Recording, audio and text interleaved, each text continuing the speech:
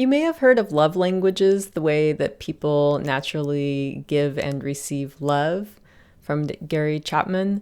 Love languages are more than a fun quiz or relationship tip. They're the ways that we recognize love and the ways that our nervous system learns to feel safe and connected. And so love languages actually are quite important in relationships. And for many people with anxious attachment style, love languages have a deeper meaning or a deeper story. They often reflect the care that we got, that we received, and at the same time, they can reflect the care that we longed for, but that we didn't actually get. So those two things, the care we got and the care we didn't get.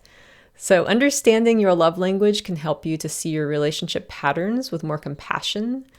And it can also help show you what kind of emotional experiences your system needs to fully relax into love. By the way, I'm Kaylee Larkin, and I help people to release old relationship patterns that don't serve them and to attract a secure and fulfilling relationship.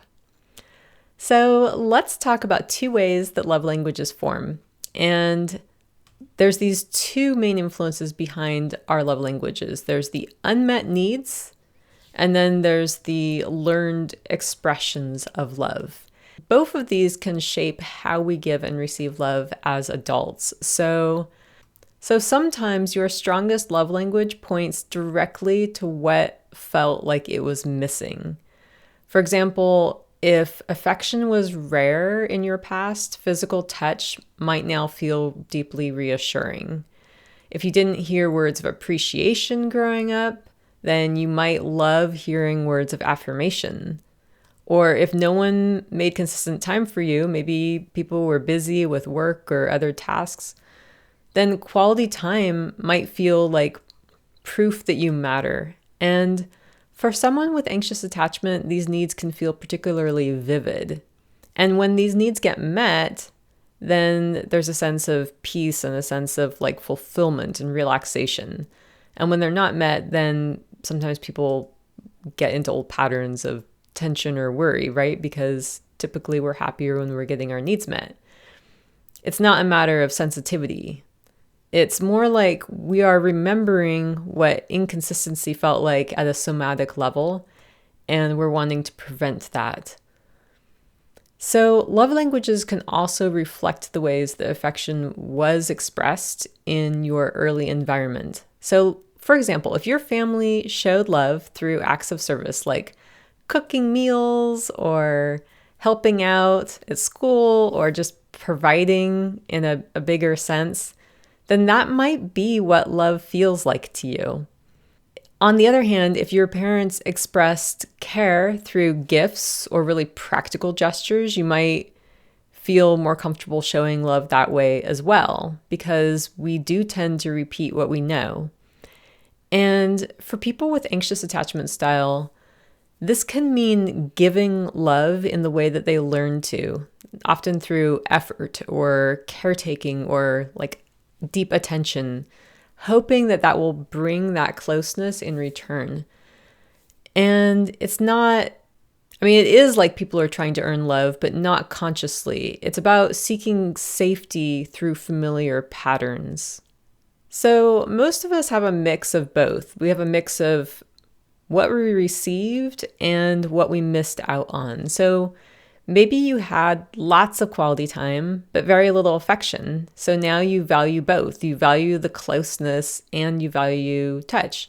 Maybe your family was really supportive in practical ways, but then they hardly ever said, "I love you."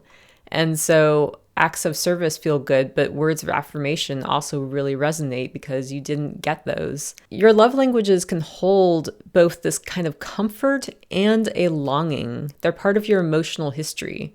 They're a map of what your system learned to associate with safety and connection. People with anxious attachment often give love in the way that they most want to receive it. For example, someone might text first or plan ahead or show extra care, and it's not because they're feeling desperate. It's because their system is equating that effort with love and with care and with stability. That's what feels right to them. That's what feels comfortable to them.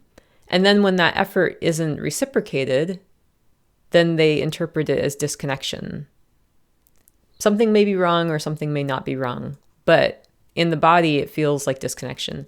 And so that's why sometimes the tone or the timing or the energy can have a strong effect on our system when our system's scanning for signs that connection is still safe. So recognizing this pattern is really helpful. It's about understanding what your body is trying to tell you and how your body is actually trying to protect you from the uncertainty, because at one time the uncertainty was really uncomfortable. And so that certainty feels like security. And once you see your love language through this lens, it's less about being needy. It's more about understanding yourself. So your love language isn't a weakness. It's pointing to the areas where your heart and your nervous system are wanting some consistency. You're wanting to find what helps you feel safe. That is a very valid thing to want in a relationship. And when you can offer that same care to yourself and you can start meeting those needs yourself, which makes external love even easier and it's easier to receive as well, then you can feel more safe and you can feel more fulfilled and empowered because you know that you can give yourself the love that you're looking for, right? I mean, you can also have a relationship with someone else and experience love there too, but knowing that you don't depend on that in order to feel love. So real change happens through what are called corrective experiences. These are moments that correct something that didn't feel good in the past, maybe moments that teach you or teach your body a new version of safety, security, love, getting your needs met, whatever it is. So when you're experiencing something different from what your system expects, you're rewiring your old patterns. So let me give you an example. Someone follows through instead of leaving things uncertain. And they follow through and you're like, oh, that feels so good. Like I'm used to things being kind of up in the air and they're really consistent and they tell me like they're going to do something and then they do it. That feels really good. That's a corrective experience. Or you express a need and it's met with warmth and you're like, wow, I told them what I needed. I told them that I wanted to spend more time with them and they said, great, that sounds amazing. I would love to spend more time together too, instead of pulling back or withdrawing, like might have happened in previous relationships. That's also a corrective experience. Or you feel anxious and you use a grounding tool to settle down before you respond to what someone says. That's also a corrective experience. It's you giving yourself the experience of being grounded and regulated in conversation. So each of these moments sends a message to your nervous system, telling your nervous system that connection can be safe. And over time, these experiences start to build new pathways of trust. Your system starts to lean into the security. And it's not because you forced it to be secure. It's because you've given it repeated proof that it's possible for you to feel comfortable and safe. So if you wanted to reflect on any of these, like through some journaling, some questions to ask might be, when do you feel most loved and at ease? Or which expressions of love are hard for you to trust or to accept? Do your love languages reflect what you received or what you missed or both? And what experiences have you already had that show that love can be safe? So just noticing these patterns with curiosity is part of the process in learning about ourselves and choosing what we want out of relationships. And as you grow more secure, your love languages can evolve. You might still appreciate the same gestures, but the urgency of them softens. So maybe it doesn't feel so important that someone fulfills your love language in a particular way. Like sometimes people tell me, he got me flowers, but what I really wanted was, jewelry, or, he does nice things for me, but he never tells me that he loves me. He's not giving me words of affirmation. That's my love language. I want to hear words of affirmation.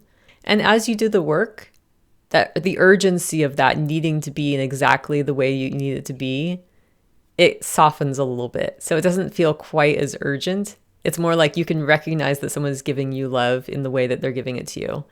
And you can still express like, hey, I would really like to hear it like this. I would really like to receive love like that and actually get your needs met. But the urgency of not getting your needs met lessens. So you can enjoy receiving love without worrying that it's going to vanish or disappear. And that's what rewiring is about. It's experiencing love from a more calm and stable place, because the more that you meet your own needs with compassion, the easier it is to both give and receive love without fear. Your love language is a reflection of how your heart learned to seek connection. And so each moment of safety and consistency and attunement and genuine care help to change that story.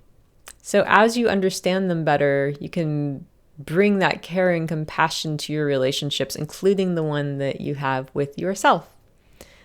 If you'd like more resources, you can head on over to kayleelarkin.com.